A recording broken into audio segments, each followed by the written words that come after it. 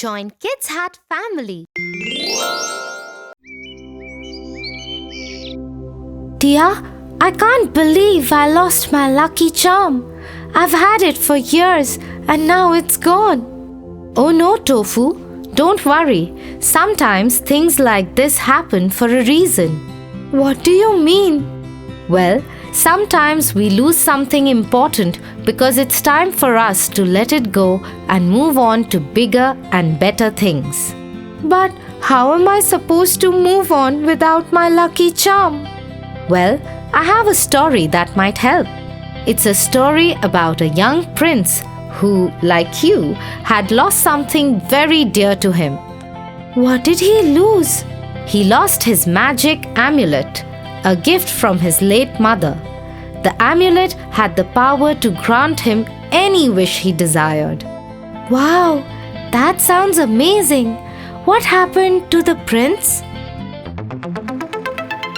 The Prince and His Magical Amulet. Well, the prince was heartbroken when he realized the amulet was gone. He searched high and low, but he could not find it. He began to lose hope and he became depressed and withdrawn. But one day, while walking through the forest, the prince came across a wise old owl. Hello, young prince. Why do you look so sad? Oh, wise owl, I have lost my magic amulet and I do not know how I will ever be happy again. Do not despair, young prince, for the amulet was not the source of your happiness. It was your own kindness, compassion, and pure heart that truly made you happy. But how can I be happy without the amulet? The amulet may have granted your wishes, but it was your own actions that brought joy to others. You can continue to spread happiness and kindness even without the amulet. The prince thought about the owl's words and realized he was right. He had always found joy in helping others, and he realized that he did not need the amulet to do so. So the prince set off on a journey to spread love and kindness throughout the kingdom. And as he traveled, he found that he was happier than he had ever been before. As he traveled, he encountered many people and animals in need of help. And with each kind act, the prince's heart grew fuller and happier. He helped an old man carry his heavy bags across the river. He saved a group of kittens from a burning barn. And he even taught a group of lost children how to find their way home. As the prince's reputation for kindness and compassion spread throughout the kingdom, more and more people and animals came to him for help. And the prince, with the help of his friends, was always there to lend a helping hand. But as much as the prince enjoyed helping others, he also missed his magic amulet. He often thought about where it might be and who might have it. One day, as the prince was walking through the forest, he heard a faint voice calling out to him. "Prince, Prince, can you hear me?" The prince followed the voice until he came upon a small enchanted pond. And there, floating on the surface, was his magic amulet. "Prince, I am so glad you found me. I have been waiting for you." Amulet? Is it really you? I can't believe it. "Yes, it is me, your magic amulet. I have been lost for so long, but I knew you would find me." How did you get here? A group of mischievous sprites found me and played a trick on me. They hid me in this enchanted pond. But now that you have found me, I can return to you and grant your wishes once again. Amulet, I don't need you to grant any of my wishes anymore. I have learned that happiness comes from within, and I can spread joy and kindness to others without the use of magic. Oh Prince, You have truly grown and learnt the value of compassion. You no longer need me to grant your wishes, for you have the power to make your own happiness. Thank you, Amulet. I will always cherish you, but I think it's time for you to return to the gods. They are the ones who truly possess the power of magic. Very well, Prince. I will return to the gods, but know that I will always be with you in spirit, guiding and protecting you. The prince thanked the amulet and sent it back to the gods. And as he continued his journey, he knew that he had the power to make his own happiness and the happiness of those around him. Wow, Tia, this was a really good story. I'm glad you liked it, Tofu. The moral of the story is that happiness comes from within, and we can all spread joy and kindness to others, no matter what we have or don't have. I see what you mean, Tia. I think I can be happy even without my lucky charm. I'm sure you can, Tofu. You have a kind and pure heart, just like the prince. Thank you for telling me such a beautiful story, Tia.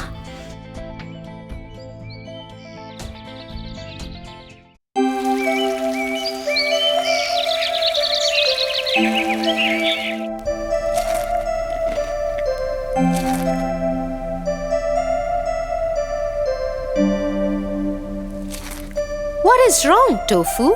I don't want to go to school today. Jim and Jerry took all the tokens I had collected for the charity and submitted it as their own. Now they're going to win the appreciation sticker. Don't worry about it, Tofu. Sometimes it's okay to let go of things and just hold on to the joy they brought you. I don't know, Tia. Do you know a nice story to help me believe? Sure, I'll tell you a story.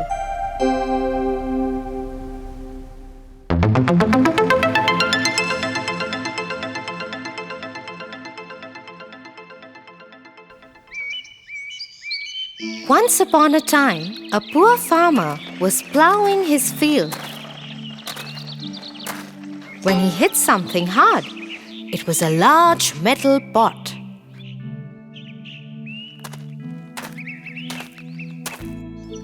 What's this? A metal pot? I wonder if there is something more valuable underneath. In the hope that he could find something more valuable, the farmer dug deeper and wider.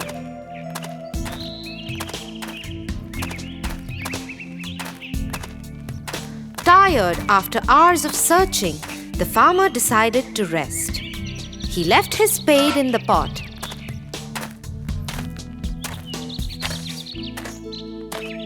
And lay down under the tree.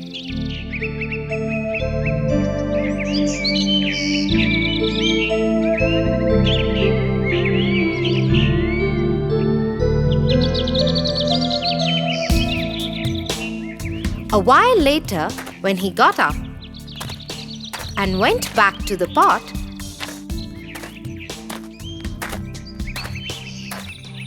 he was surprised. How is this possible? The pot is full of hundreds of spades. I had left only one in it. Looks like this is a magical pot. Let me see what will happen if I put a mango in it.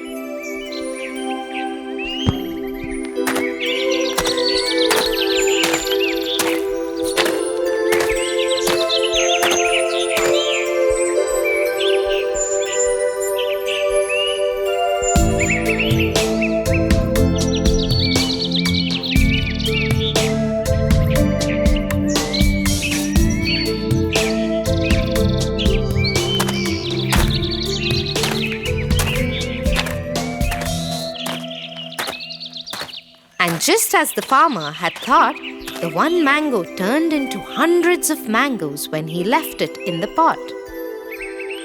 This is truly a magical pot. I will take it home and use it to tide over our troubles. The farmer went home and hid the pot at a safe place. He then went to the market and sold the mangoes. He earned a handsome sum for them. On the way back, he brought some grains.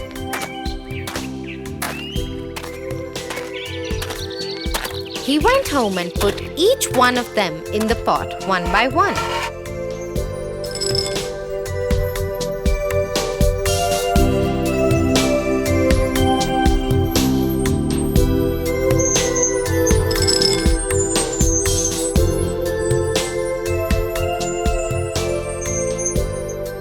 Soon he had enough of grains to last his family for the rest of the year. The farmer called his wife and told her everything that had happened.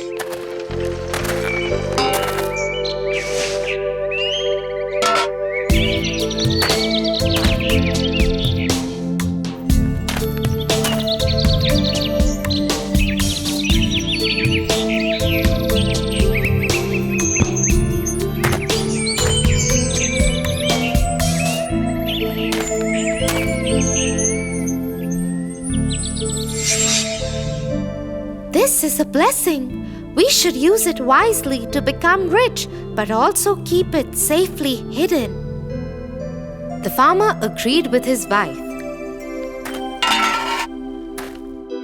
Over the year, he slowly started putting things in the pot: fruits, vegetables, textiles. And in some years, he turned around his family's fortune. Though they had been secretive and very careful about their magic pot, people started noticing how they had become rich. And soon their secret was out. It even reached the king's ears.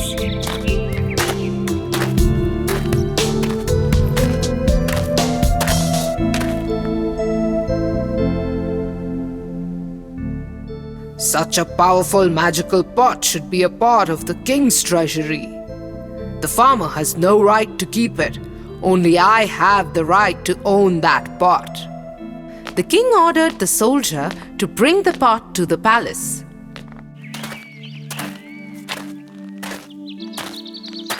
The soldier stormed into the farmer's home.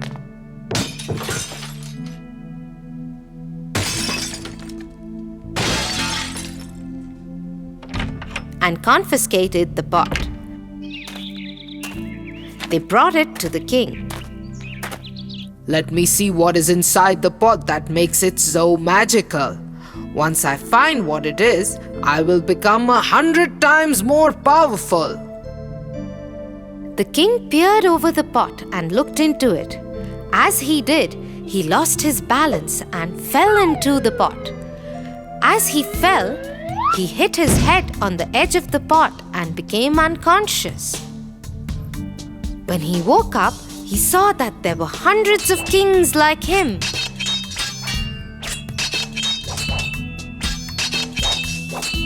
They all fought each other to get to the throne and died. Soon the news reached the farmer and his wife. Should we get the pot back now? The king was foolish and his curiosity killed him. But it is not safe to keep the pot anymore. We have enough money and riches to take care of us and our many next generations. Let us leave the pot within the king's treasury. Oh, thank you, Tia.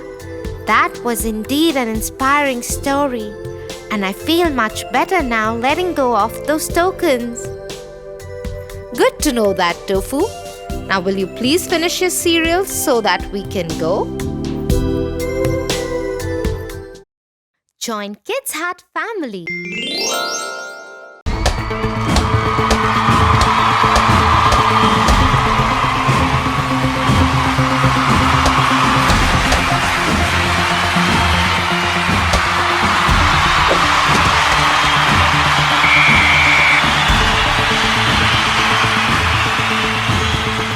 Yay! We won! But But why does Ron keep passing the ball to others?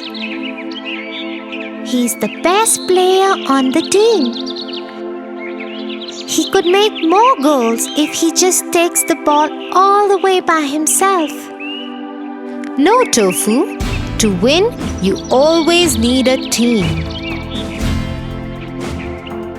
Every player is equally important on the team. Come, I will tell you a story about the importance of teamwork.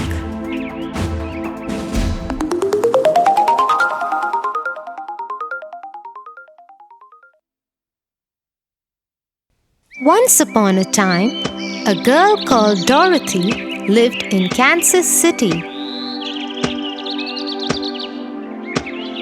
She was playing with her best friend, a dog named Toto, when a scary cyclone came their way. Dorothy called out to Toto, Toto, hurry! We have to get to the basement. but before they could reach the basement, the cyclone lifted their house up and blew it away. After some time, it fell somewhere with a thud. When Dorothy stepped out of the house, she saw the house had landed on someone. Oh no! Toto, help me! Who is she? The house has landed on her. I'm so sorry. Just then, Dorothy and Toto heard people behind them rejoicing. They were the Munchkins. Thank you, thank you. You have just saved us from the evil witch of the East. You have saved us all. Just then, another witch appeared. She was the Good Witch. Hello, Dorothy. You have done a great deed by saving all the Munchkins. Let me know if you need anything. Thank you. Could you please tell me how to go back to Kansas City? That's where I used to live. I can't do that, but I think the Wizard of Oz can help you with that. Just follow the yellow brick road. It will lead you straight to him. But before you go, take these red slippers that the evil witch of the East had. You might need them. Dorothy thanked the Good Witch, took the slippers, and made her way on the yellow brick road with Toto.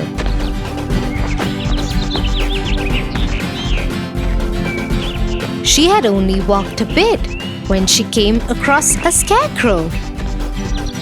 Hello, I am the Scarecrow. I have everything I want except a brain. My head is only filled with hay. Hello, Scarecrow. I am going to the Wizard of Oz. Why don't you come with me? He might be able to help you. And so Dorothy was joined by the Scarecrow.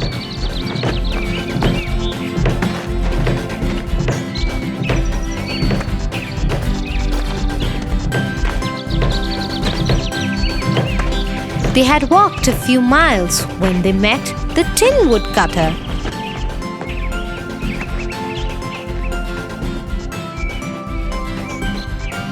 I want a heart. When my maker made me, he gave me everything, but forgot to give me a heart. I wish he hadn't forgotten that. We are going to the Wizard of Oz. We are going to ask him for a way for Dorothy to get back to her home and for brains for me. Why don't you come with us? And so the Tin Woodcutter also joined them.